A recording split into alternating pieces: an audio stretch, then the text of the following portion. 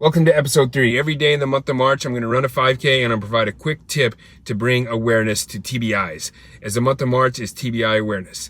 And today's tips today, I'm really going to just discuss the symptoms of TBIs, and then later through the other episodes, I will go in detail of what is happening inside the brain that is causing these symptoms and how you can deal with these symptoms. TBIs are caused from either a trauma to the head, an object or something hitting the head, or a sudden movement within the body that causes the brain to slosh and move around inside the head, or it can be caused by exposure to a blast, either from a large blast that you see in the military or constant exposure to shooting weapons or construction blasts and things like that.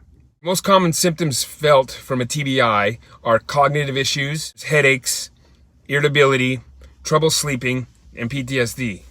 Cognitive issues will attention, concentration, difficulty solving problems, memory issues, difficulty planning, organizing data. Also causes difficulty controlling one's impulses, controlling one's desires, and one's patience. The next one is headaches. So a TBI will cause inflammation in the brain as the immune system begins to react and respond to try and repair the brain.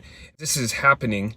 The blood vessels in the brain begin to tighten and swell with all this activity, leading to these headaches. As the brain is attempting to repair itself, as the neurons are trying to make new connections, and there's a lot of activity going in the brain because of the damage, this is also resulting in the headaches. Irritability, and I talked about that in episode 2, if you want to watch episode 2, about how to deal with irritability. And many aren't aware that they're becoming irritable. And like I said in the last episode, it's key to identify those triggers of what is making you irritable to be able to deal with the irritability that comes with TBI. Next one is trouble sleeping. And there are 3 issues with trouble sleeping.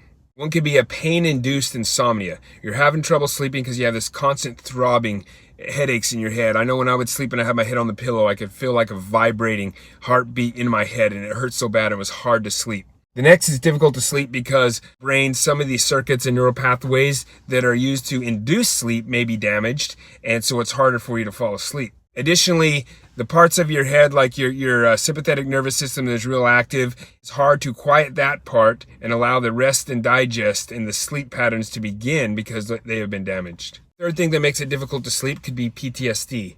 Maybe the event that occurred when you had the trauma to the head created an emotional traumatic experience, and now that thought is in your mind, and now you're dealing with trying to sleep because you're reliving that experience that caused the trauma.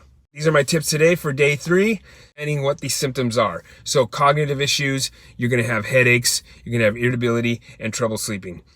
If you're suffering any of these symptoms, you need to go seek medical attention so you can begin to start the repair process from a TBI. TBIs can happen anywhere. Kinds of sports injuries in high school, kids falling off playground equipment, hitting their heads. You all need to watch closely for these symptoms so you can do the proper care and repair of the brain to prevent any long and enduring issues from a traumatic brain injury. Thanks for joining me. I'll see you tomorrow.